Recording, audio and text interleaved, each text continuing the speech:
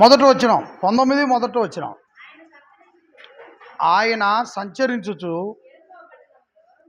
యెరికో పట్టణములో ప్రవేశించి. ఆయన అంటే ఎవరు?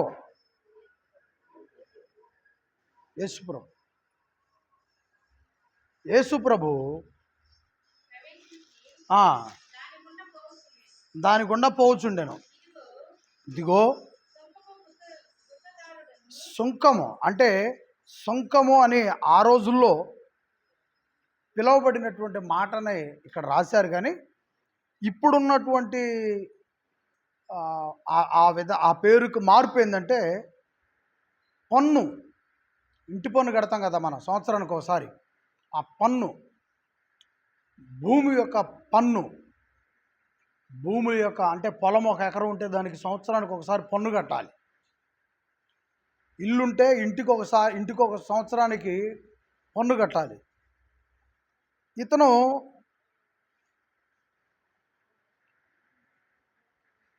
పన్ను వసూలు చేసేటువంటి ఉద్యోగస్తుడు. అతని పేరేందో చూద్దాం. అతని పేరు ధనవంతుడైన చూడండి అక్కడ, సుంకపు గుత్తాదారుడును ధనవంతుడైన జక్కయ్య అను పేరు గల ఒకడు యేసు ఎవరో అని చూడగోరెను గాని పొట్టివాడైనందున జనులు గుంపు గూడి ఉండుట వలన అతను చూడలేకపోయాడు. ఎవరిని? యేసుని చూడలేకపోయాడు. అతను యేసుని ఎందుకు చూడలేకపోయాడు? ప్రజలు యేసు చుట్టూ ఉన్నారు. యేసు చుట్టూ ప్రజలు ఉండటం వల్ల ఇతను యేసును చూడలేకపోయాడు. కారణం ఏంటి? ఎందుకు యేసును చూడలేకపోయాడు అని అంటే అతను పొట్టివాడు. నేను శుక్రవారం రోజు ఒక మీటింగ్కి వెళితే అక్కడ ఒక 3 అడుగులు ఎత్తున్నటువంటి ఒక సహోదరుడు వచ్చాడు. ఎంత ఎత్తున్నాడు ఆయన?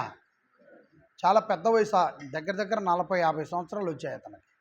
ఇంకా అతను హైట్ రాలేడు, ఇక ఎప్పటికీ రాలేడు. కానీ బైబిల్ తీయటంలో నాకంటే కూడా స్పీడ్గా ఉన్నాడు. నేను అధ్యాయం తీస్తున్న సరికి అతనైతే చదువుతున్నాడు కూడా. ఆ అధ్యాయము ఆ వచనం తీసి చదువుతున్నాడు అతను. అంత స్పీడ్గా ఉన్నాడు.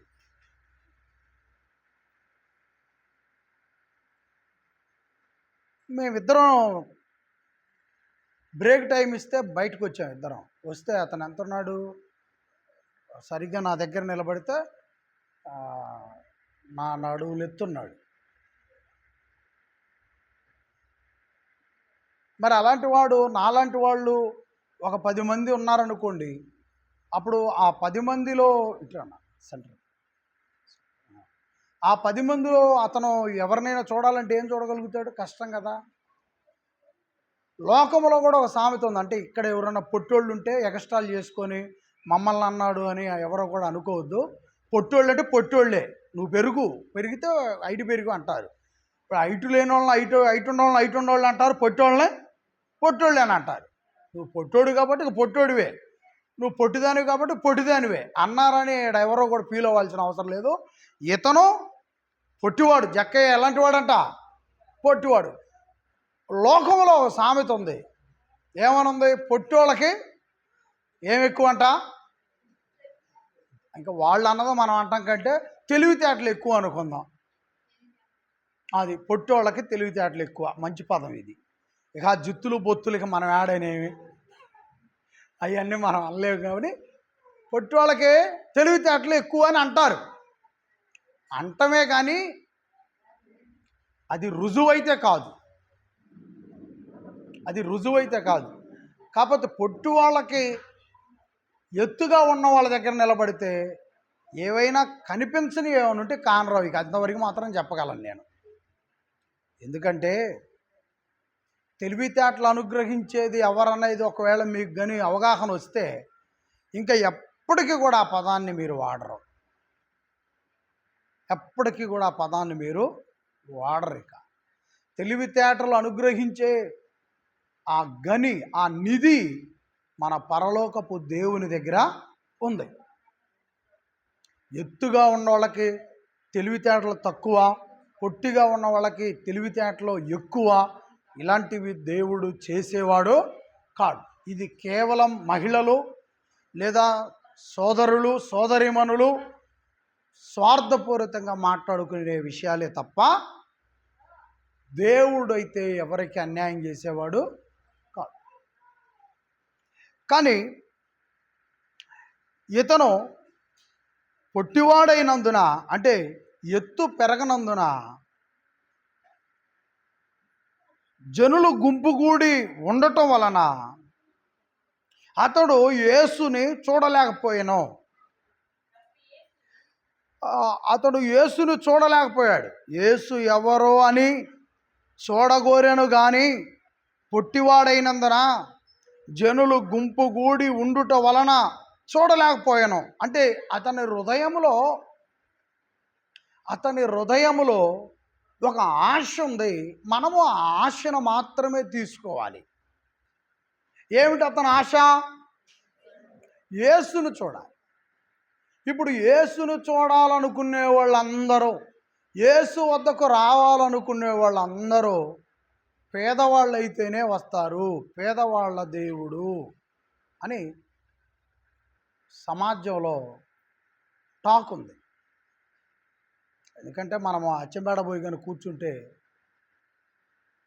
ఎక్కువ పర్సెంటు పేదవాళ్లే బైబిల్ పట్టుకొని పోతూ ఉంటారు. సో కాబట్టి ఈ సమాజం కూడా ఏమని ఆలోచిస్తుంది? యేసు వద్దకు వచ్చేవాళ్ళు పేదవాళ్ళు మాత్రమే, ధనవంతులు రాలేరు, ధనవంతుడు దేవుడు కాదు యేసు అని అనుకుంటున్నారు. అది చాలా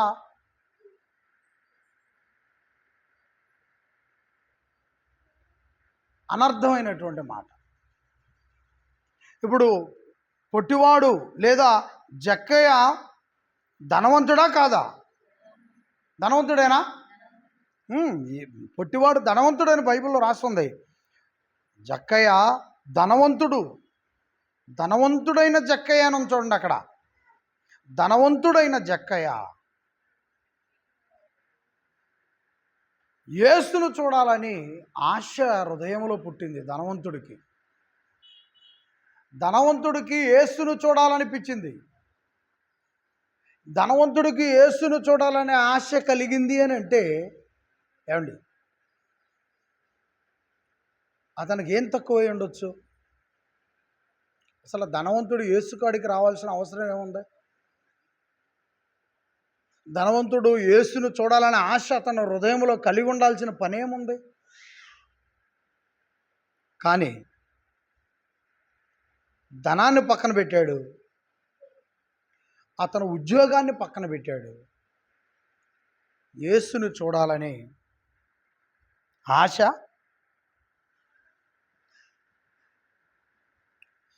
ఇతను ఆశను బట్టి అతనికి ఒక మేలు జరిగింది. ఇతను ఆశను బట్టి చూడలేకపోతున్నాడు ప్రజల మధ్యలో, అతను ఒక నిర్ణయం తీసుకున్నాడు. 4వ వచనం, అప్పుడు యేసు ఆ త్రోవను రానై ఉండెను గనుక అతడు ముందుగా పరిగెత్తి యేసును చూచుటకు ఒక మేడి చెట్టు ఎక్కాను.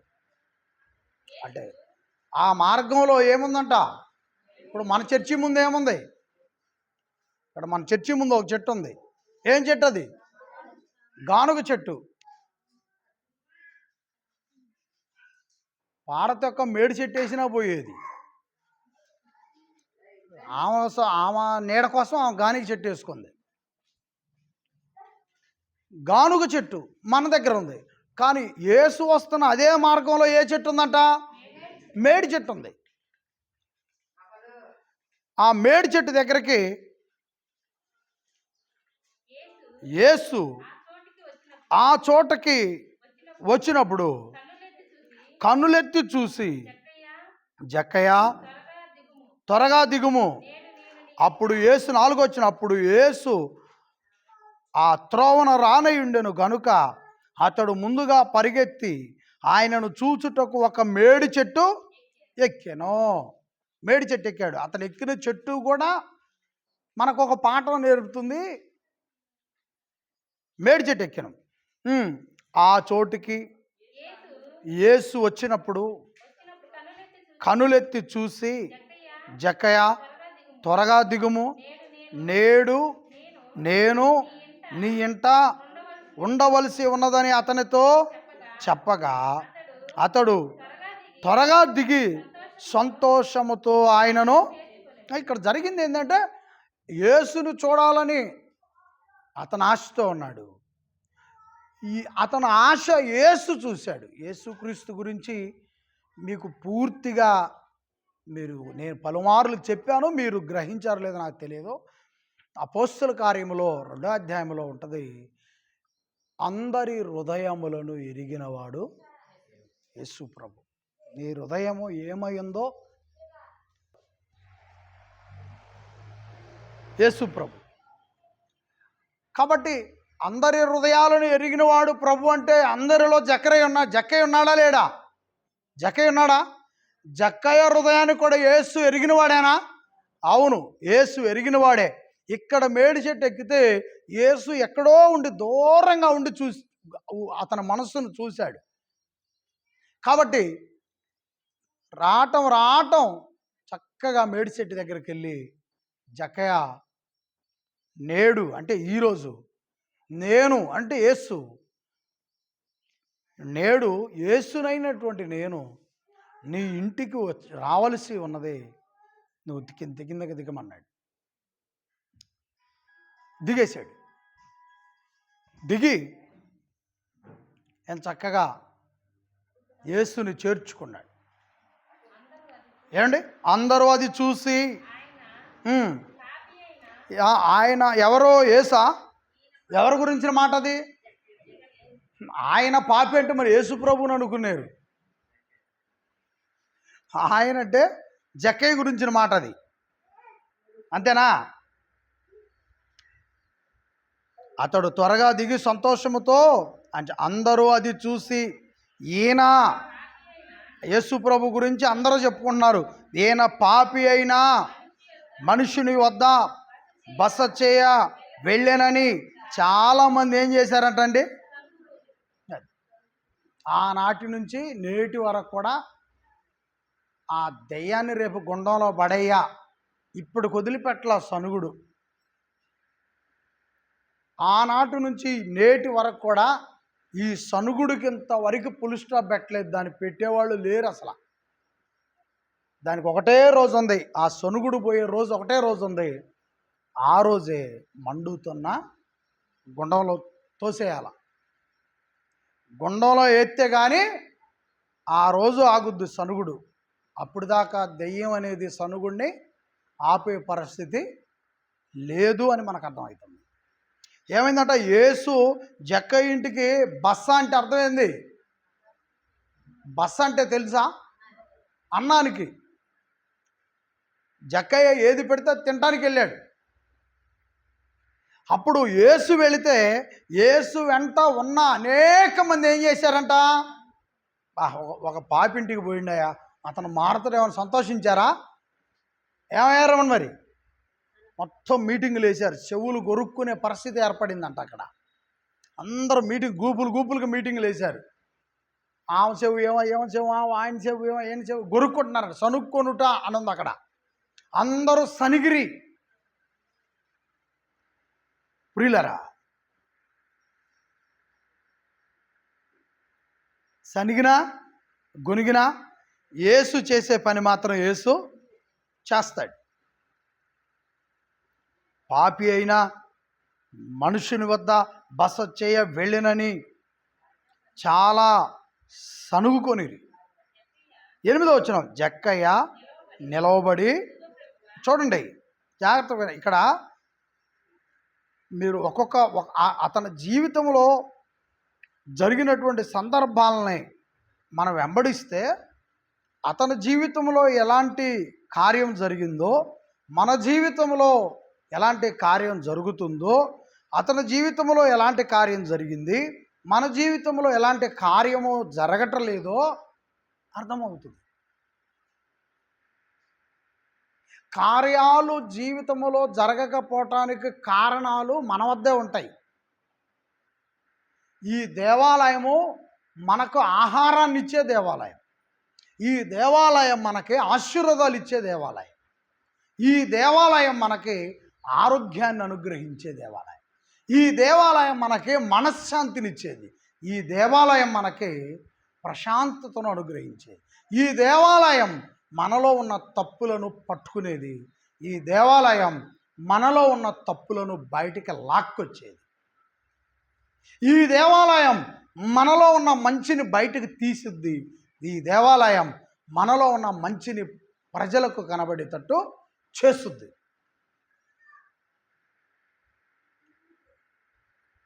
ఈ దేవాలయం మనలో ఉన్న తప్పును పట్టుకుంటుంది.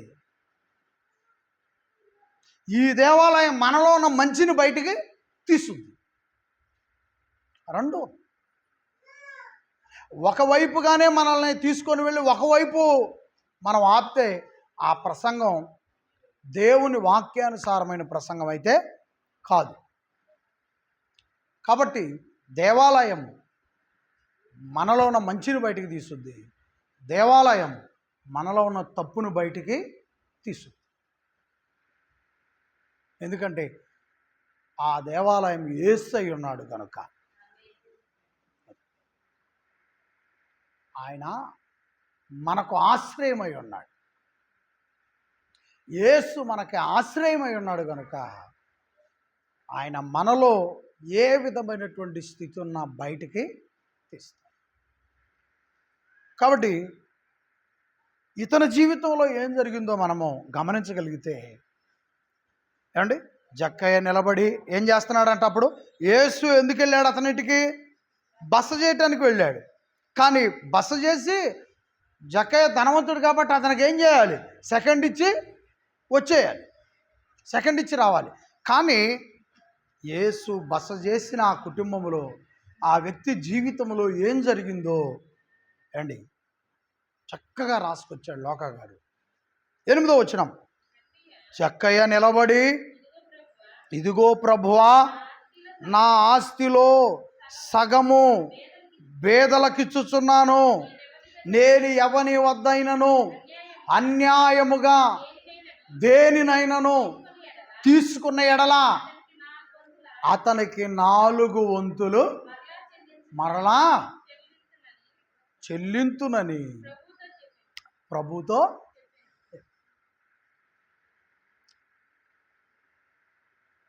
యేసుని ఆశ్రయిస్తే, నేను చెప్పాను కదా, యేసు ఉంటే నీలో ఉన్న మంచిని బయటకు గుంజుతాడు, నీలో ఉన్న దరిద్రాన్ని బయటికి గుంజేస్తాడు. అదే యేసు అంటే. స్టెఫెను మీద రాళ్ళు తీసుకొని ఒకనే కొట్టారు అయింది. అపోస్తుల కార్యం 7వ అధ్యాయంలో రాళ్ళు తీసుకొని చచ్చిపోయేదాకా కొట్టారంట అతన్ని. అట్లా అతను దేవుని వాక్యం బోధిస్తూ ఉంటే ఆ వాక్యం ప్రజలలో ఉన్న దరిద్రం అంతటిని బయటికి తీసుకొచ్చింది. అపోస్తుల కార్యము 7వ అధ్యాయంలో ఉంటుంది. ప్రజలలో ఏదైతే అన్యాయం దాగి ఉందో అది మొత్తం బయటికి వచ్చింది అతని ప్రసంగానికి. అప్పుడు తలా రాయి తీసుకొని, ఈ రాయి గదులు ఇది ప్యాకెట్ ఎవరు తెచ్చారు? ఎవరమ్మా ఈ తల్లి? ప్యాకెట్ తెచ్చిన తల్లి ఎవరు? దాని మీద ఓకే, ఇది రాయి, ఇది ప్యాకెట్లే. కానీ వాళ్ళు ఏం చేశారు? రాళ్ళు పట్టుకున్నారు. తలా రాయి తీసుకొని ఏం చేశారు? స్టెఫెను మీద విసిరి విసిరి వేశారు. ప్రభు కొరకై అతను హతసాక్షిగా మరణించాడు. మరి ఇతని జీవితంలో యేసు అక్కడ ఉంటే ఆ పాపం బయటకు వచ్చింది. యేసు అడిగారా? ఇక్కడ మీరు ఇంటికి వెళ్ళిన తర్వాత మీరు చదువుకోండి. యేసు ప్రభు, జక్కయ్య, నీవు అన్యాయంగా ప్రజల కాడ వసూలు చేసినట్టు నాకు ఏరే వాళ్ళు ఒకళ్ళు వస్తుంటే దారిలో చెప్పారని ఎక్కడన్నా ఉందా? యేసు వచ్చాడు, అతని లోపల చెడంతా బయటికి వచ్చింది. యేసు క్రీస్తు ఏమై ఉన్నాడు? యోహాను సువార్త 1వ అధ్యాయము 1వ వచనం, యేసు ఏమై ఉన్నాడు? వాక్యమై ఉన్నాడు. యేసు రూపం ఏమై ఉంది? తేజోమయమై ఉంది. తేజోమయమై. కానీ ఆ తేజోమయుడైన ఆ మహనీయుడు ఆ ఇంట్లో కాలు మోపగానే అతను ఒంట్లో ఉండదు బయటకు వచ్చింది. ఏమని ఒప్పుకుంటున్నాడు? జక్కయ్య నిలబడి, యేసుప్రభు ఎదుట నిలబడి, ఇదిగో ప్రభువా, నా ఆస్తిలో సగము పేదలకు ఇచ్చుచున్నాను. నేను ఎవరి వద్దనైనను అన్యాయముగా తీసుకొనినను, దేనినైనను తీసుకొని ఎడల అతనికి 4 వంతులు మరలా చెల్లింతునని ప్రభుతో చెప్పాడు. అంటే అతని లోపల అన్యాయంగా తీసుకున్న పాపం ఏమైపోయింది? బయటకు వచ్చేసి, బయటకు రావటం ఒకటను, అక్కడ అతను పశ్చాత్తాపడుతున్నాడు. ప్రభువు దగ్గర పశ్చాత్తాపడ్డట్టుగా మనం చూస్తున్నాం. ఇంకొకటి, అతని జీవితంలో నూతన కార్యం జరుగుతుంది. ఆ కార్యమే మారు మనసు. ఏమండి? మారు మనసు. మారు మనసు అతని హృదయంలో పుట్టినట్లుగా మనం చూస్తున్నాం. అతనికి పశ్చాత్తాపం హృదయంలో కలిగినట్లుగా మనం చూస్తున్నాం. తర్వాత ఎవరి దగ్గరైనా 100 రూపాయలు తీసుకున్నాను అనుకోండి, అతను అన్యాయంగా తీసుకున్నాననే పదం ఎందుకు వాడాడు? అన్యాయంగా తీసుకోవటం అంటే ఏమిటి? ఒకసారి కాబట్టి అతను ఎవరెవరి దగ్గర అన్యాయంగా ఎలా తీసుకున్నాడో అతనికి తెలుసు. 100 రూపాయలు ఇంటి పన్ను అనుకోండి, అతను ఏం చేస్తాడు? ఈరోజు ఇంటి పన్ను కట్టాలి కదా, 500 రూపాయలు ఇవ్వాలి, తీసుకొని వస్తాడు. అప్పుడు అతనికి 4 వంతులు ఇస్తానన్నాడు. అలా నేను ఎవరి దగ్గర అయితే అన్యాయంగా తీసుకొని వచ్చానో అతనికి 4 వంతులు ఇస్తాను. అంటే 100 అన్యాయంగా తెచ్చాను, నేను తీసుకోవాల్సింది 100, కానీ అదనంగా ఇంకొక 100 తీసుకొని వచ్చాను అన్యాయంగా. అప్పుడు అసలు 100 ఇతను కల్పిస్తున్న 4 వంతులు, అప్పుడు ఎంత? 500 రూపాయలు అతని ఇంటికి వెళ్ళి, నేను అన్యాయంగా నీ దగ్గర 100 రూపాయలు తీసుకున్నాను, అతనికి ఇచ్చేస్తాను అని ప్రభు దగ్గర ఒప్పుకుంటే, ఎక్కడ ఒప్పుకున్నాడు రైటే. ఆ అన్యాయంగా తీసుకున్న ఒక వ్యక్తి దగ్గరకు వెళ్ళి, నీ దగ్గర నేను అన్యాయంగా 100 రూపాయలు ఎక్స్ట్రా తీసుకున్నాను ఒక 4-5 సంవత్సరాల క్రితం, ఇప్పుడు అవి కల్పిస్తున్నాను అని అంటే చీపిరికట్టి తీసుకుంటారా లేదా? ఇంకా మా పల్లెటూరు భాష ఉంటుందిగా, సాడు నెత్తురు సీము మొత్తం పోసి వాడిని దానిలో ముంచి అప్పుడు ఇస్తానన్న ఒక ఐటి అంటే అతన్ని 3rd డిగ్రీ అంటారంటే దేహంలో గ్యాప్ లేకుండా కొట్టడం అనమాట. ఆ రకంగా కొట్టి అప్పుడు ఈ అసలై ఆ 4వ వంతు అప్పుడు తీసుకుంటారు. ఇప్పుడు ఇవ్వటానికి పోవటానికి ఆయన దగ్గర ధైర్యం కావాలి. ఇస్తానని ప్రభు దగ్గర ఒప్పుకున్నాడు, కానీ ఇవ్వటానికి వెళ్ళాలి. వెళ్ళి వాళ్లకు జరిగినటువంటి అన్యాయం వివరించి అప్పుడు అతను సమాధానపడాలి. ఇవన్నీ సాధ్యమయ్యాయనా? కానీ జక్కయ్య జీవితంలో అతను సాధ్యపరుచుకున్నట్లుగా మనము చూస్తాం. అంటే మారు మనసు కలిగింది అని అంటే ఆ మారు మనసుకు తగినట్లుగా కూడా జీవించాలి. ఏమా? మారు మనసుకు తగినట్లుగా కూడా జీవించాలి. కాబట్టి ప్రియులారా, ఈరోజు మనం ఎవరి దగ్గర అన్యాయంగా తీసుకునే పరిస్థితి లేదు. ఒకవేళ అన్యాయంగా తీసుకున్నారు అంటే అది 3 రూపాయలు వడ్డీ. మీరు ఉన్నారో లేరో నాకు తెలియదు, కాబట్టి నా ప్రసంగం నేను చెప్పాలి కాబట్టి చెబుతున్నా. ఎవడైనా ఇక్కడ కూర్చుంటే, ఆడపిల్ల కానీ మగపిల్లగాడు కానీ, రூపాయలు వడ్డీకి గనిస్తే వాళ్ళు ఆ నరక అగ్నిలో కూడా మధ్యలో పట్టం ఖాయం. అగ్ని ఉందిగా చుట్టూ, దానిలో మధ్యలో వేస్తాడు. అడుగును బాగా మంట ఉంటుంది, పై పైన అట్టట కాలవచ్చు, మన ఏగలాల దోమలాల కత్తి కాలవచ్చు, కానీ మధ్యలో అడుగుకు తోసేస్తాడు గుండంలో కూడా, ఏమైనా అన్యాయమైన పనులు చేస్తే. ఇక కలుపు పోయేవాళ్ళు వీళ్ళు ఏం అన్యాయం చేస్తారు? మిరగాలు కోసుకునే వాళ్ళు మనం ఏం అన్యాయం చేస్తాం? వ్యవసాయం చేసుకునే వాళ్ళు ఏం అన్యాయం చేస్తాం? ఇంకా రైతులనే అన్యాయం చేస్తారు దళాదారులు. ఇక్కడ ఆడ 15,000 మిరపకాయలు ఉన్నాయనుకోండి, ఇక్కడ ఎంత కొంటారు? 3,000కి ఇత్తవా, 6,000కి ఇత్తవా, 5,000కి ఇత్తవా? ఎక్కువ శాతం రైతాంగం అన్యాయం చేయబడే పరిస్థితుల్లోనే ఉంది. మందులు కొట్టుకెళ్తే అంటే ఏ రంగంలో కూడా చాలా అన్యాయమే పేదలకి జరుగుతూ ఉంటుంది. కానీ ఒకటి, మనం అన్యాయం చేయబడ్డా పర్వాలేదు, కానీ ఇంకొకళ్ళు మనం అన్యాయం చేయకూడదు. మనకు నష్టం జరిగినా ఇబ్బంది లేదు, దేవుడు ఇంకొక చోట అద్భుత రీతిలో ఆ విజయాన్ని ఇస్తాడు. ఏమండి, జక్కయ్య యేసు ప్రభు దగ్గర చెప్పిన మాటలు ఇవన్నీ కూడా. 9వ వచనం, అందుకు యేసు, ఇతడును అబ్రహాము కుమారుడే, ఎందుకనగా నేడు ఇంటికి, అది మారు మనసు వస్తే తర్వాత వచ్చేది ఏంటిది? రక్షణ వస్తుంది. జక్కయ్య జీవితంలో ముందు పశ్చాత్తాపం వచ్చింది, పశ్చాత్తాపం తర్వాత మారు మనసు వచ్చింది, మారు మనసు తర్వాత రక్షణ వచ్చింది. ఆ ఇంటికి, ఆ వ్యక్తికి, ఆ వ్యక్తిని బట్టి ఆ ఇంటికి రక్షణ వచ్చింది. నేను పోయిన వారం చెప్పాను, పౌలు గారు సరసాల నాయకుడి ఇంటికి వెళితే రక్షణ ఆశీర్వాదం వచ్చింది. అలాగే లుదియా ఇంటికి పౌలు గారు వెళితే రక్షణ ఆశీర్వాదం వచ్చింది. యేసు జక్కయ్య ఇంటికి వెళితే అతని మనసులో మారు మనసు వచ్చింది, అతని జీవితంలో పశ్చాత్తాపం వచ్చింది, ఆ తర్వాత మారు మనసు వచ్చింది, ఆ తర్వాత రక్షణ మహాభాగ్యం కలిగింది. యేసు ఇతని గురించి ఒక స్టేట్మెంట్ ఇస్తున్నాడు, ఒక సాక్ష్యం ఇస్తున్నాడు. ఏమని? ఇతడును అబ్రహాము కుమారుడే.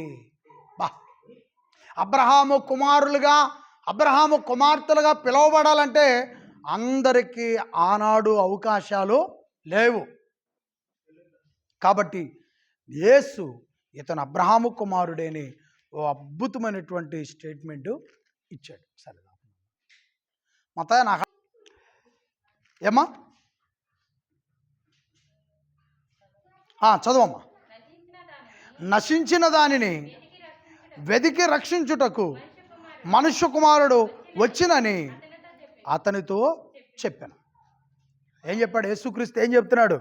నశించిన దానిని వెదికి రక్షించుటకు మనుష్య కుమారుడు వచ్చాడు. ఇప్పుడు జక్కయ్య నశించాడా?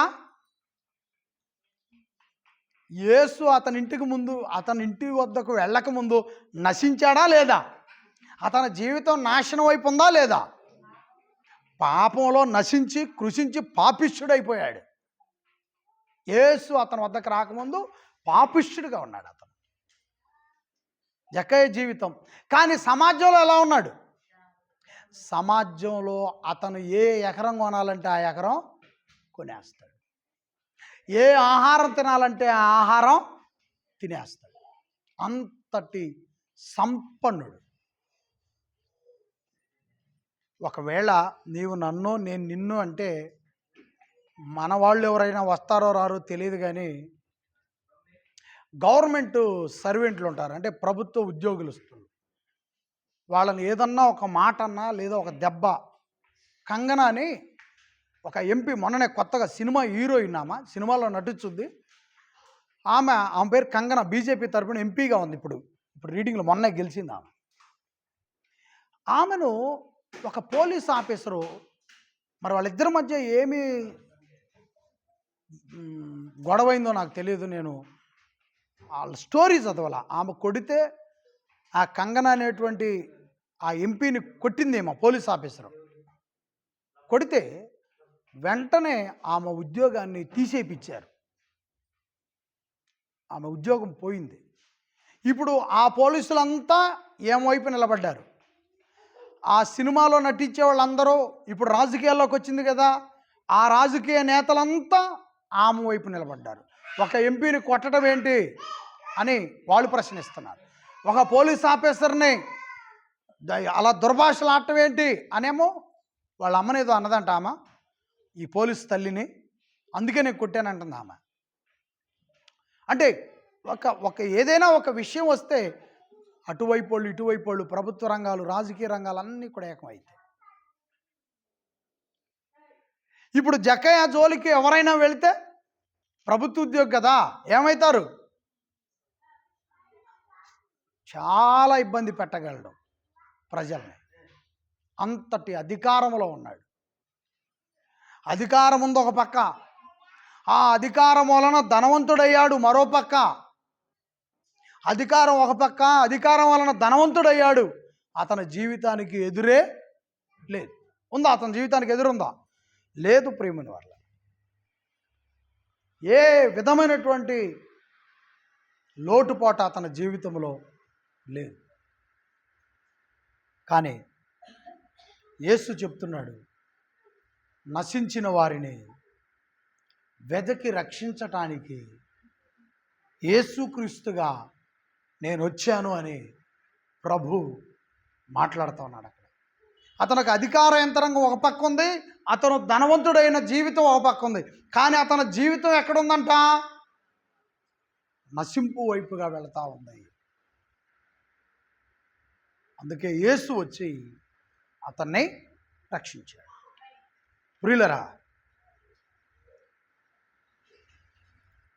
11 వచనం, వారు ఈ మాటలు వినుచుండగా తాను యెరూషలేమునకు సమీపమున ఉండవలెనని నేను దేవుని రాజ్యము వెంటనే అగుపడునని వారు తలంచుకొనుట వలనను ఆయన మరి ఒక ఉపమానము చెప్పాను. ప్రియులరా, యేసుక్రీస్తు మరొక ఉపమానము మాట్లాడుతూ ఉన్నాడు. ఆయన మాట్లాడేదానికి ముందుగా ఒకసారి జక్కయ్య ఎక్కిన ఆ చెట్టును ఒకసారి జ్ఞాపకం చేసుకున్నాం. చెప్పండి, జక్కయ్య ఎక్కిన చెట్టు ఏంది? మేడి చెట్టు. లోకంలో సామెత ఉంది, మీరు ఎవరైనా చదువుకున్న వాళ్ళు ఉంటే చెప్తారా? చదువు లేని వాళ్ళు ఏం చెప్పచ్చు ఉంది. మేడి పండు చూడరా మెలమెల్లాడును, పొట్ట ఇప్పి చూడరా పురుగులుండును. మేడి చెట్టు ఎట్లా ఉంటుందంట? మేడి పండు ఎట్లా ఉంటుంది? మెరిసిపోద్ది మేడి పండు. కానీ ఏ ఒక్క బెజ్జం కూడా ఆ కాయ చుట్టూ కానరాదు. ఇప్పుడు పురుగు వెళ్ళాలంటే కాయకి బెజ్జం ఉండాలా లేదా? నువ్వు కాయ అంతా చూడు, ఎటు వైపు చూడు, తొడెం తప్ప ఇక ఆ కాయకి సందే ఉండదు. ఈ కాయ తినాలి నేను తింటే. మేడికాయలు ఎవరైనా తిన్నారా? ఇక్కడ మేడి పళ్ళు తిన్న వాళ్ళు ఉన్నారా? అసలు ఆ చెట్లు అంతరించిపోయినాయి. ఎవరు ప్రేమతో కూడా ఆ చెట్లు పెంచట్లా. ఇప్పుడు ఆ మేడి చెట్లు పెద్ద పెద్ద రైతులు పండించి వాటి పేరేదో మార్కెట్లో ఇప్పుడు రూపాయి బిళ్ళలాలు చిన్న చిన్నవి చేస్తున్నారు. సరే, నాకు ఆ టయానికి అది గుర్తు రావట్లేదు, కానీ తెలుసు వాటి గురించి. నాకు రూపాయి బిళ్ళాల చేసి మధ్యలో హోల్ పెట్టి ఒక తాడుకు కడుతున్నారు వాటిని. మేడికాయ అదే మొత్తానికి అవి బాగుంటాయి. ఇప్పుడు అవి దగ్గర దగ్గర పావు కిలో వచ్చేసి 300 రూపాయలు అట్లా ఉన్నాయి. అవి బాగా రేటు ఉన్నాయి. కారణం ఏంటి? అసలు ఇళ్ళమ్మటి, చెట్ల అమ్మటి, పొలాలు అమ్మటి ఉండే కాయలు అవి ఎవరో కూడా పండించకపోవటం వల్ల ఒక రైతులు ఇక 10 ఎకరాల్లో ఆ చెట్లు వేసి పండించి వాటిని గుజ్జు చేసి వాటిని ఇప్పుడు బాగా మార్కెటింగ్ చేస్తున్నారు. మేడిపండు ఏ విధంగా అయితే చూడటానికి అందంగా ఉంటుందో, కానీ దాని పొట్ట ఇప్పి చూడరా ఏముంటాయి అంట? పురుగులు ఉండును. పొట్ట ఇప్పి చూస్తే మేడిపండులో ఏమున్నాయంట? జక్కయ్య జీవితం అది. జక్కయ్య జీవితం అలాంటిది. కుడి చేతిలో ఏముంది? అధికారం ఉంది. అంటే అతను ఉద్యోగస్తుడు, అతని వెంట అధికారులంతా ఉన్నారు. ఎడం చేతి వైపు ఏముంది? ఎడం చేతి వైపు అతనికి కావలసినంత ధనం ఉంది. అప్పుడు అతను రోడ్డు మీదకి వచ్చేటప్పుడు అతను ధనవంతుడు, ఉద్యోగస్తుడు కదా, ఎలా ఉంటాడు? మంచి బట్టలు వేసుకొని మంచి అత్తర సువాసనతో అతను రోడ్డు మీదకి వస్తాడు. కానీ ఆ హృదయం లోపల ఏముంది? హృదయం లోపల ఏముంది? యేసును చూడగానే నేను ఎంత అన్యాయస్తున్నో నాకు అర్థమైపోయిందయ్యా. నేను ఎవరి దగ్గర అయితే అన్యాయంగా తీసుకున్నాను వాళ్ళకి ఎన్నొంతులు ఇస్తానంట? అన్ని పురుగులు ఉన్నాయి. హృదయం లోపల అన్ని పురుగులు జరపడ్డాయి. ఒక్కొక్క పురుగు యేసును బట్టి ఏం చేస్తుంది? బయటకే వస్తుంది. ఇదే అధ్యాయం, ఇదే పుస్తకంలో 18వ అధ్యాయంలో మనం ఒక ధనవంతుడిని చూస్తాం. వారు 18వ అధ్యాయంలో ఒక ధనవంతుడిని మనం చూస్తాం. అతను యేసు వద్దకు వచ్చి నాకు నిత్యజీవం కావాలన్నాడు. యేసు ఏం చెప్పాడు? మీరు నీ దగ్గర ఉన్న ఆస్తి అమ్మేసి పేదలకే ఇచ్చేయి, అప్పుడు నీకు నిత్యజీవం వచ్చింది అన్నాడు. అప్పుడు అతను ఏం చేశాడు? నేను అమ్మొద్దు, పేదలకే ఇవ్వద్దు, నాకు ఆ నిత్యజీవం లేకపోయినా పర్వాలేదు అని విడిచిపెట్టి వెళ్ళిపోయాడు నిత్యజీవాన్ని. కానీ ఇతనేం చేశాడంటే నా ఆస్తిలో సగము అమ్మి అన్నాడా? ఏమన్నా మాట ఉందని చూడండి. నా ఆస్తిలో సగము పేదలకు ఇస్తున్నాను. ఒక మాట, నేను ఎవని వద్దనైనను అన్యాయంగా దేనినైనను తీసుకునే ఎడల అతనికి 4 వంతులు మరలా. అది ఇతను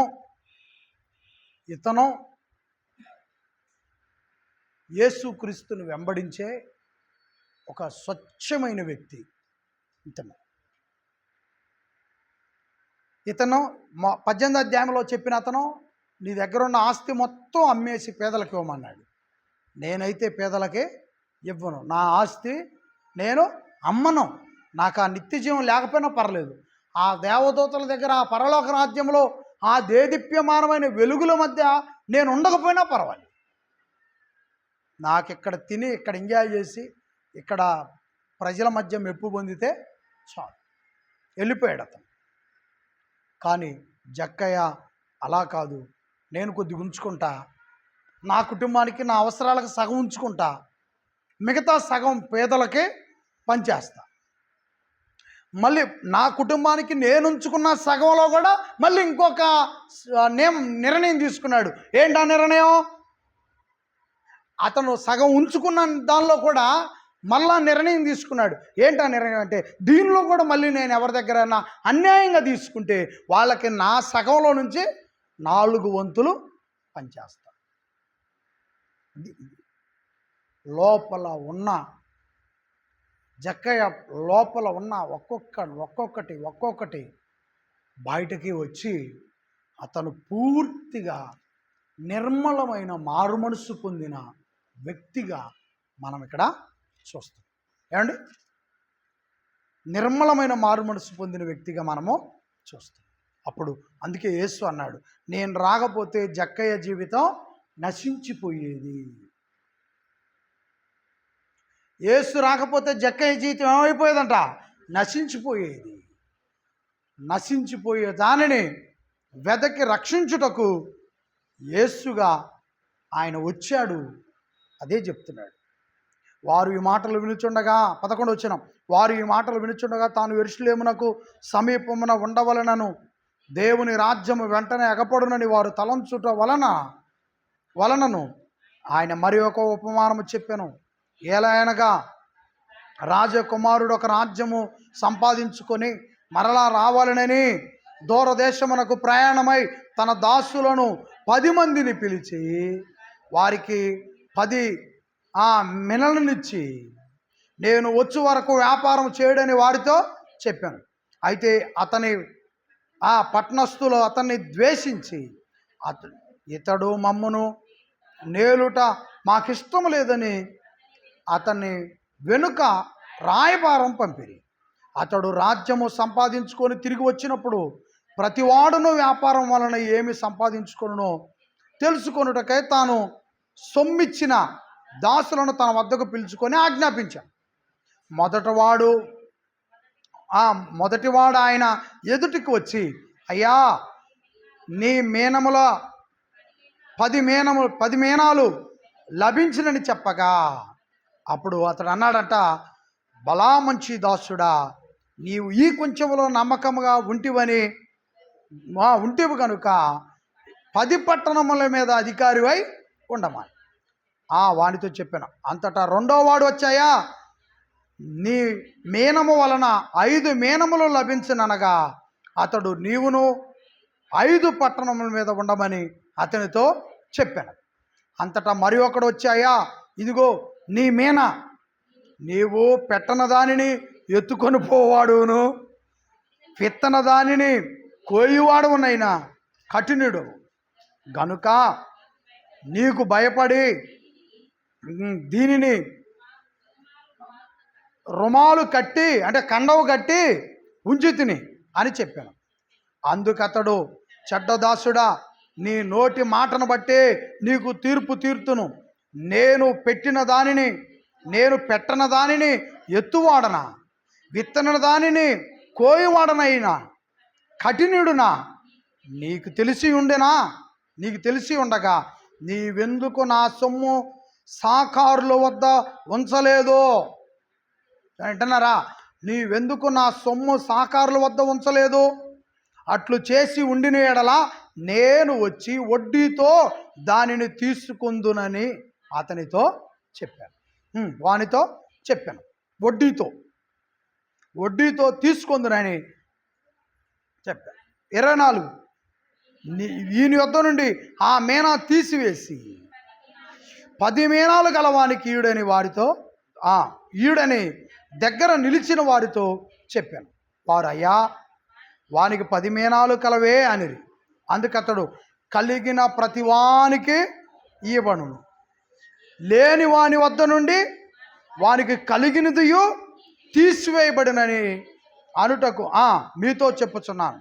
మరియు నేను తమ్మును ఏలుటకు ఇష్టం లేని నా శత్రువులు ఇక్కడికి తీసుకొని వచ్చి నా ఎదుట సంహరించుడని వారితో చెప్పాను.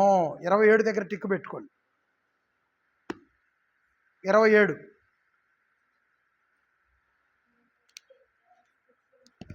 ఏమండి, ఒక అతనికి ఎన్ని ఇచ్చాడంట? ఒక యజమానుడు ఉన్నాడు. అతను ఏం చేశాడంటే, దూర ప్రాంతం వెళ్తున్నాడు. వెళ్ళేటప్పుడు అతని దగ్గర కొంత డబ్బు ఉంది. అతని దగ్గర నమ్మకంగా పనిచేసేవాళ్ళు ఉన్నారు.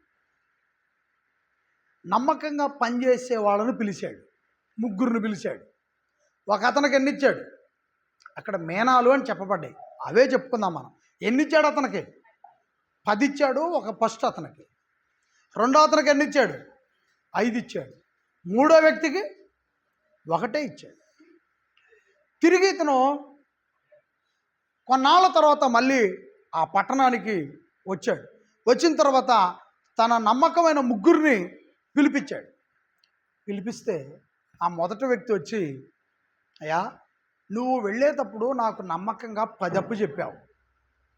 నేను ఆ 10 భద్రం చేసి వ్యాపారం చేసి వాటిని డెవలప్ చేసి 10ని 20గా మార్చాను. 10ని ఎన్ని చేశాడండి? 20గా మార్చు. రైట్. బలా మంచి దాసుడా, నీవు ఈ అచ్చంపేట, కోసూరు, అమరావతి, జగ్గైపేట ఇలా 10 పట్టణాల పైన ఎలా ఉండాలంట? అధికారివై ఉండి 10 పట్టణాల పైన నిన్ను అధికారిగా నియమిస్తున్నా. రెండో అతను వచ్చాడు, అయ్యా, నీవు వెళ్ళేటప్పుడు నాకు 5 ఇచ్చావు, నా బాధ నేను పడి వ్యవసాయం చేశానో, లేదా గొర్రె మేకల మందల వ్యాపారం చేశానో, ఏదైనా బాధపడి 5కు మరో 5 తయారు చేశాను నేను. రైట్. బలా మంచి దాసుడా, బలా మంచి దాసుడా, నీవు కూడా సత్తనపల్లి, నరసరావుపేట ఇలాంటి పట్టణాలలో నువ్వు కూడా మంచి నమ్మకమైన వాడివై ఉండు. మొదట అతనికి నరసరావుపేట, గుంటూరు మొదట అతనికి ఇద్దాం. నరసరావుపేట, చిల్లలూరుపేట, గుంటూరు, విజయవాడ ఇవన్నీ మొదట అతను 10 పట్టణాల మీద ఉన్న అతనికి ఇద్దాం. ఈ రెండో అతనికి అచ్చంపేట, క్రోసూరు, అమరావతి, బెల్లంకొండ లాంటివి ఇద్దాం రెండో అతనికి. ఇవి నువ్వు ఏలుకోమన్నాడు. పై పట్టణాలు పెద్ద స్థాయి అన్నీ అతను ఏలుకోమన్నాడు. ఇక మూడో అతను వచ్చాడు. మూడోని పిలవండి అన్నాడు. అతనికి ఎన్ని ఇచ్చాడు? ఒకటే. ఇతను అయ్యా నేను సోమరపోతాలా ఏమి పని చేయలేకపోయాను అని అన్న ఒప్పుకుంటే పోయేది. లేదా నేను ఒళ్ళొంచని మూర్ఖుణ్ణి పని చేయలేను అని ఒకవేళ ఒప్పుకున్నా పోయేది. కానీ ఇతను నోటి దూల వల్ల అతను ఆ యజమాని ఉంచిన నమ్మకాన్ని పోగొట్టుకున్నాడు. నోటి దురద వల్ల డైరెక్టర్గా వచ్చి ఇట్లాంటి రుమాల్లో కట్టాడంట. ఇలాంటి కండంలో ఇప్పదీసి అతను ఎదురు పెట్టి, నీవు ఏదైతే పెట్టకుండా ఉంటావో పెట్టకుండా ఉన్నదాన్ని కూడా ఎత్తుకొని పోయేవాడివి నువ్వు. ఒక డైలాగ్ వాడాడు. రెండోది ఏమాడు, నువ్వు ఎత్తన చోట కోయివాడు, అంటే ఇత్తనాలే వేయలేదంట, కానీ ఎవరన్నా ఏస్తే కోసుకొని పోయేవాడివి నువ్వు. 2 ఎక్స్ట్రా డైలాగులు వాడాడు. ఏమైపోయింది? ఆ ఎక్స్ట్రా డైలాగుల వల్ల ఏమైపోయిందంటే దీన్ని కూడా తీసుకొని ఆ 10 పట్టణాలు కలిగిన వాడికి ఇచ్చేశాడు. ఇది తీసి ఆ 10 పట్టణాల మీద అధికారిగా ఉన్నవాడికి ఇచ్చేయండి. ఇదేందయ్యా ఒకటన్నా వాడి దగ్గర ఉంచండి అని అంటే, మిగతా వాళ్ళు అడిగారంట, అతనికి 10 ఇచ్చావు కదా, మాకు ఏదైనా అవకాశం ఉంటే. అప్పుడు ఆ యజమాని చెప్పిన మాటలో యేసుప్రభు చెప్తున్నాడు, లేదు లేదు, లేని వాడి దగ్గర నుంచి తీసేసి ఉన్నవాడికే ఇవ్వబడుతుంది. అసలు లేని వాడి దగ్గర నుంచి ఏం చేశారు? అది తీసేశారు. తీసేసి ఏం చేశారు? ఉన్నవాడికి ఇచ్చేశారు. అప్పుడు అతని దగ్గరున్న పని వాళ్ళకి ఆజ్ఞాపించాడు, ఈయన బట్టకొచ్చి జైల్లో పడేయండి ఆజ్ఞాపించాడు. కాబట్టి ప్రియులరా, మనకు ఏ కృపావరం ఇవ్వబడిందో గుర్తించాలా. మనలో ఏ కృపావరం, ఏ ఫలం, 9 ఫలాలు ఉన్నాయి, ఏ ఫలము నీలో ఉన్నదో నిన్ను నువ్వు అద్దం దగ్గరకు వెళ్ళి గుర్తించాలా. కృపావరముతో నువ్వు నింపబడాలా. కుండలో నీళ్లు కుమ్మరించినట్టుగా కృపావరములు నీ హృదయంలో కుమ్మరించబడాలా. కుండలో నీళ్లు కుమ్మరించినట్టుగా కృప నీ హృదయంలో ఏమైపోవాలంట? కుమ్మరించబడాలి. అప్పుడు నీవు క్రీస్తు అనే యజమానికి నమ్మకమైన దాసుడుగా ఉంటావు. క్రీస్తు అనే యజమానికి నమ్మకమైన దాసురాలుగా ఉంటాం. ఇక్కడున్న మనం అందరం కూడా ఏ తలాంతులు తీసుకొని ఉన్నావు నువ్వు? నీలో ఏ తలాంతులు పనిచేస్తున్నాయి? యేసుక్రీస్తు ఎడల ఎలాంటి తలాంతులతో నీవు ఈ సహవాసములో, సంఘములో ఉన్నావో ప్రశ్నించుకో ఈ వాక్యాన్ని బట్టి. ఒకవేళ నాలోనైనా మీలోనైనా పైకి షో కనపడి లోపల పురుగులు పుండులుంటే, యేసు రక్తం నేడే రక్షకుడు, ఆయన నేడు రక్షకుడు కనుక నిన్ను రక్షించడానికి, నన్ను రక్షించడానికి, నా కుటుంబాన్ని, నీ కుటుంబాన్ని రక్షించడానికి ఆయన సమర్థుడు. ఆయన శుద్ధి చేయటానికి, బాగు చేయటానికి ఆయన సిద్ధంగా ఉన్నాడు.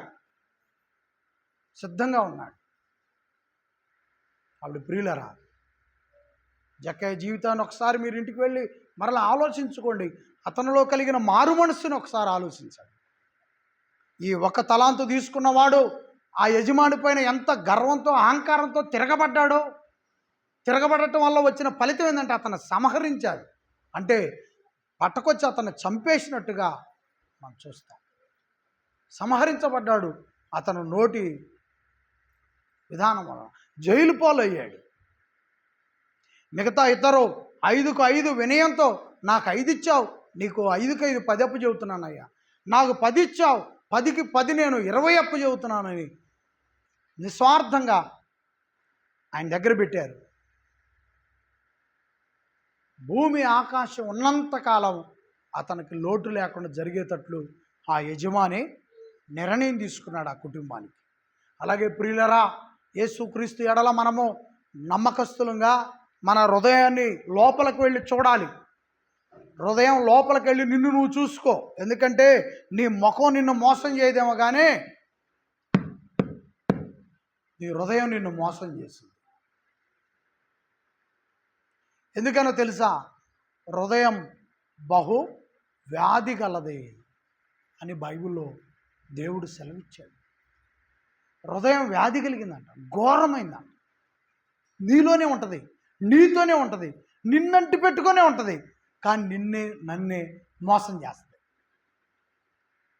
దానిలో జరబడేదే ఈజీగా జరబడేదే సాతానుడు. ఆ హృదయంలో ఈజీగా జరబడిపోయి జక్కయ్యలో కలిగిన మారు మనసు మనలో కలగనివ్వకుండా యేసులో ఉండి కూడా ఇంకా మనము అనవసరంగా అన్యాయంగా ప్రవర్తించేటట్టు మారుస్తుంది ఈ ఘోరమైన హృదయం. కాబట్టి ప్రియులరా, మోకరించి పశ్చాత్తాప ప్రార్థన చేసుకోండి. మొత్తం అందరూ కూడా మోకరించండి. పిల్లలు, చిన్నపిల్లలు రండమ్మా, నాన్న, అందరూ కూడా ప్రార్థన చేయాలి. ఒక నిమిషం ఉన్నటువంటి మారు మనసు నాకు కల్పించు. ప్రియమైన తండ్రి, పరిశుద్ధుడు అయిన మా దేవా,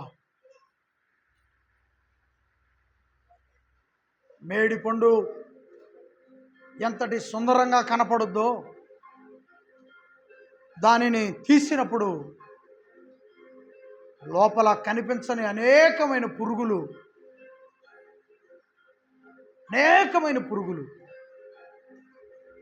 దేవా, చాలాసార్లు పురుగులు దులుపుకొని తిన్న అలవాటు మాది.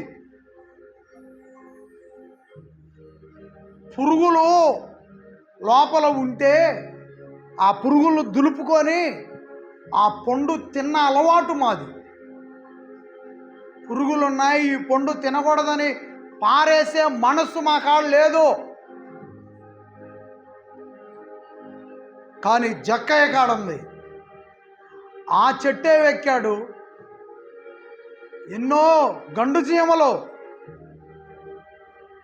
మేడి చెట్టు నిండా కూడా ఆ తీపి, ఆ ద్రావకం తాగటానికి అనేకమైన గండు చీమలు ఉంటాయి, అనేకమైన విష పురుగులు ఉంటాయి ఆ మేడి చెట్ల పైన. ఏ మాత్రం కూడా వెనకాడలేదు. నేను యేసును చూడాలి అని జక్కయ్య కోరుకున్నాడు. యేసును చూడాలని కోరుకున్నాడు. ఆ కోరిక అతని జీవితంలో తన ఇంటికి రక్షణ మహాభాగ్యం వచ్చినట్లు దారి తీసింది. ఆ కోరిక గండు జీవన కుడితే దులుపుకున్నాడు. మేడి కాయల్లో పురుగులు ఉంటాయనే సంగతి తెలుసు. అతని జీవితంలో కూడా అన్యాయమైన పురుగులు ఉన్నాయి, పాపం అనే పురుగు ఉంది. పాపిష్టిని నేనని తెలుసుకున్నాడు. పురుగుల్ని, మేడికాయల పురుగులను దులుపుకొని మనం తింటాం, కానీ జక్కయ్య బతుకులో ఉన్న పురుగుల్ని దులుపుకున్నాడు. మళ్ళీ అతని జీవితంలోకి తెచ్చుకోలేదు, దులుపుకున్నాడంతే. మనం దులుపుకొని తినేవాళ్ళం కాబట్టి ఇక్కడ విషయాలు ఇక్కడే, బయట విషయాలు బయటే అని ఒకవేళ మీలో ఎవరైనా అనుకునేవాళ్ళు అలాంటి ఆలోచనలు కలిగి ఉంటే ఈరోజే దేవుని వాక్యం మీ అందరినీ కూడా హెచ్చరిస్తూ ఉంది, దులుపుకోండి, మళ్ళీ తెచ్చుకోబాకండి. అన్యాయాన్ని దులుపుకోండి, తెచ్చుకోబాకండి. పాపిష్టితనాన్ని దులుపుకోండి, తెచ్చుకోబాకండి. దౌర్భాగ్యాన్ని దులుపుకోండి, తెచ్చుకోబాకండి. దుర్మార్గాన్ని దులపండి, తెచ్చుకోబాకండి. ఇదే పశ్చాత్తాపడి దులుపుకునే సమయం. ఇదే మిక్కిలి అనుకూలమైన సమయం, దులుపుకునే సమయం. నేను బాప్తిసం పొందాను, నాకు రక్షణ ఉంది అని ఒకవేళ నువ్వు గర్వపడుతున్నావేమో, నువ్వు ఎప్పుడో పాపి అయిపోయావు. ఇదే ఆ పాపము నుండి నిన్ను బయటకు తీసుకొచ్చే అమూల్యమైన సమయం. పవిత్రమైన దేవాలయం, పరిశుద్ధమైన దేవాలయం, క్రీస్తు వారి సంఘం ఇది. ఆయన వాక్కులు వినపడుతున్నాయి. నీవు నేను అందరం కూడా శుద్ధీకరించబడే గొప్ప తరుణం ఇది. జక్కయ్య జీవితంలో యేసును చూడగానే పశ్చాత్తాపం పుట్టింది. ఆ పశ్చాత్తాపంతో పూర్తిగా మారు మనసు పొందాడు.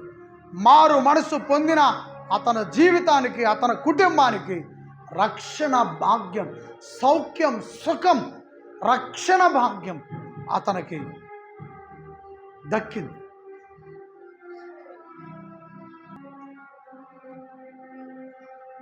మహోన్నతుడు అయిన మా తండ్రి, మహాకృపయు కనికరము కలిగిన మా తండ్రి, మీ ప్రియకుమారుడైన యేసు క్రీస్తు వారి ద్వారా మా హృదయంలో ఉన్నటువంటి అహంకారం, దురాలోచనలు, పిరికితనం యేసు నామములు తొలగించండి. గర్విష్ఠానాన్ని తొలగించండి దేవా. ధనవంతులు అనే గర్వాన్ని తొలగించండి. నా దగ్గర బలం ఉంది, నేను డబ్బు సంపాదించగలను, నా కాడ జ్ఞానం ఉందనే వంకర ఆలోచనల నుండి విడిపించండి. నా కాడ 10 లక్షలు ఉన్నాయి, అవి 25,000 చొప్పున నాకు 2 లక్షల వరకు వస్తాయి, నేనంటే ఏమనుకుంటున్నావు అంటున్నా. ఆ గర్వాన్ని వదిలించుకునేటువంటి శక్తి సామర్థ్యాలు సంఘములో ఉన్న మీ పిల్లలకు దయచేయండి. ఎందుకంటే జక్కయ్య తన ఆస్తిని బట్టి గర్వపడలేదు, తను ధనవంతుడని గర్వపడలేదు. యేసును చూసిన తర్వాత ఆ గర్వం అంతటనే తొలగించుకున్నాడు. ఇక్కడ యేసులోకి వచ్చిన అనేక మంది జక్కయ్య వదిలించుకున్నవన్నీ తగిలించుకొని ఇక్కడ ఉంటున్నాం. కాబట్టి యేసు ప్రభు నామమున ప్రతి ఒక్కరి హృదయములను దేవా శుద్ధీకరించండి. దేవా ప్రార్థిస్తున్నానయ్యా. అందరూ అనుకుంటున్నారు నేను పవిత్రంగా ఉన్నానని, అందరూ అనుకుంటున్నారు గ్రామంలో నా గురించి మంచి పేరుందని, అందరూ అనుకుంటున్నారు ఉన్నవాళ్ళలో మేము డబ్బు ఉన్నవాళ్ళమని, అందరూ అనుకుంటున్నారు ఇత్తనాలకు పోతే నాకు 500 వస్తాయి, నేను ఎవరిని లెక్క చేయాల్సిన అవసరం లేదని. అది గర్వం. ఆరోగ్యం, మీరిచ్చిన ఆరోగ్యాన్ని చూసి గర్వం, అతని చుట్టూ ఉన్న సంపదను చూసి గర్వం, ఆమె చుట్టూ ఉన్న సంపదను చూసి గర్వం. గర్వం జక్కయ్య వదిలించుకున్నాడు. లోకములో ఉన్నవి వదిలించుకోవాల్సినటువంటి పరిస్థితులు యేసుక్రీస్తు దగ్గర ఉన్న ప్రతి వ్యక్తి కలిగి ఉండాలి. దేవా ప్రార్థిస్తున్నాను. ఆస్తిని అమ్మి పేదలకు ఇస్తానన్నాడు యేసు వారి కోసం. కాబట్టి ఇక్కడ యేసుకి ఇవ్వటానికే దడిచేవాళ్ళు, వెనక్కి తగ్గేవాళ్ళు, భయపడేవాళ్ళు ఉన్నారు. పేదలకు ఇచ్చే సంగతి అలా ఉంచండి. పరలోకములో దాచుకోమన్నాడు యేసు. ఆ దాచుకోవటానికే దడిచేటువంటి వాళ్ళు ఉన్నారు. దేవా ప్రార్థిస్తున్నాను, ప్రతి ఒక్కరి హృదయాన్ని ఉత్తేజపరచండి. పరలోకములో దాచుకునే ధైర్యం మీ బిడ్డలకు, ఆ నీతి, ఆ నిజాయితీ పుట్టించండి. వారి జీవితంలో గ్రామంలోనికి వెళ్ళినప్పుడు నీతి నిజాయితీగా బ్రతికే వాళ్ళని వాళ్ళ ముఖ తేజస్సును బట్టి చెప్పుకునే విధంగా చేయండి. దేవా ప్రార్థిస్తున్నాను, యేసు మహిమ తేజస్సును చూసి జక్కయ్య జీవితంలో దేవా గొప్ప మార్పు కలిగింది. సంఘానికి వస్తున్న వారి బిడ్డలు రోడ్డు మీదకు వెళ్ళినప్పుడు వారి ముఖ కాంతిని చూసి ప్రజలు వీళ్ళు నీతిమంతులని, మేము కూడా మారు మనసు పొందాలని ఆలోచన కలిగే విధంగా వాళ్ళకు సహాయం చేయండి సంఘానికి. అలాగే తండ్రి, అచ్చంపేట వెళ్తున్నానయ్యా, అక్కడ పిల్లలకు కూడా ఇదే ప్రసంగం బోధించనై ఉండగా వారు కూడా ప్రార్థన శక్తితో సిద్ధంగా ఉండేటట్లు కృపదయచేయమని ప్రార్థిస్తున్నాను. మీ పిల్లలు నేను వచ్చేసరికి మారు మనస్సుతో, పశ్చాత్తాప హృదయముతో, ప్రార్థన ఆత్మతో, పరిశుద్ధాత్మ సహాయముతో దేవా మీకు ప్రార్థన చేసుకుంటా ఉన్నారు. ఇప్పుడు చెప్పిన విషయాలన్నిటిపై మనసు పెట్టారని నేను నమ్ముతున్నాను. హృదయంలో చేర్చుకొని ఆలోచిస్తారని నేను నాయన నమ్ముతున్నాను. ఈ బిడ్డలపైన నాకు నమ్మకం ఉంది. కాబట్టి తండ్రి, దినదినము వారి కుటుంబాలు వర్ధిల్లుతూ వారం వారము సంఘము వర్ధిల్లటానికి వీళ్ళు కృషి, పట్టుదల, ప్రార్థన, గొప్పెళ్ళిపే విధానం అంతటిలో మీ బిడ్డలకి పరలోకపు ధైర్యం, పరలోకపు దమ్ము ధైర్యం మీ బిడ్డలకు దయచేయండి. సంసోనికి ఇచ్చిన దమ్ము ధైర్యం సంఘ బిడ్డలకు దయచేయండి. దేవా, అబ్రహాము గారికి ఇచ్చిన దమ్ము ధైర్యం మీ బిడ్డలకు దయచేయండి. దేవా, ఎంత దమ్ము ధైర్యం యాకోబును నిలబెట్టింది. గొర్రె కడుపులో బిడ్డకు మచ్చలు పుట్టించిన ధైర్యం. మీ ధైర్యం, మీ దమ్ము గొప్పదయ్యా. ఆ దమ్ము ధైర్యం మాకు అండగా ఉంచండి. మీ దమ్ము, మీ ధైర్యం మాకు సంఘానికి అండగా ఉంచండి. గొలియాతును పడగొట్టే దమ్ము ధైర్యం. I love you daddy, I love you daddy. తండ్రి, నేను నిన్ను ప్రేమిస్తున్నానయ్యా. గొలియాతును పడగొట్టే ఆ దమ్ము, ఆ ధైర్యం పరలోకము నుండి మీరు విడుదల చేశారయ్యా. అదే దమ్ము, అదే ధైర్యం మా యేసు క్రీస్తు వలన మాకు దయచేయండి. పరిశుద్ధాత్మ వారి వలన మాకు దయచేయండి. అది మాకు కావాలి. అప్పుడే మేము చేయగలుగుతాం ఏదైనా. లేదంటే పిరికివారిలో మిగిలిపోతాం, పిసనారుల్లో మిగిలిపోతాం. చరిత్రలో చెప్పుకోవడానికి ఏ అవకాశం లేని వాళ్ళుగా మిగిలిపోతాం. సంఘ చరిత్రలో మా కుటుంబాలు, మా పేర్లు వినబడవు మేము ఏది చేయలేకపోతే. అందుకని పరలోకము నుండి మీరు మాకు కృపయు, ఈవులు, దీవెనలు అనుగ్రహించి దేవా, యేసు క్రీస్తు కృపలో మమ్మల్ని ధైర్యవంతుగా నిలబెట్టమని, ఆత్మ సహాయంతో మమ్మల్ని నడిపించమని కోరుకుంటూ, యేసు సిలువను మోసిన ఆ ధైర్యంతో, యేసు దేహముపై దెబ్బలు పడుతున్న నోరిప్పని ఆ దమ్ము యేసులోనే ఉందయ్యా. అది మాకు దయచేయండి. అది మాకు దయచేయండి. సంఘ బిడ్డలకు దయచేయండి. అచ్చంపేటలో ఉన్న బిడ్డలకు దయచేయండి. నడిపించమని కోరుకుంటూ, జక్కయ్యలో కలిగిన మార్పు మాలో కలిగించండి. 10 తలాంతులు తీసుకున్నవాడు 20 చేసినట్టుగా, 5 చేసినవాడు 10 చేసినట్టుగా మమ్మల్ని ఆశీర్వదించండి. ఆ ఒక్కడు చేసిన దుర్మార్గుడు, ద్రోహిల ఇక్కడ ఎవరైనా ఉంటే అతనైతే కఠిన శిక్ష పొందాడు. ఇప్పుడు ప్రభు క్షమాపణ ఉంది కాబట్టి ఆ ప్రభు క్షమాపణ మాపై ఉంచి మొలకెత్తి ఇగురు వేసి,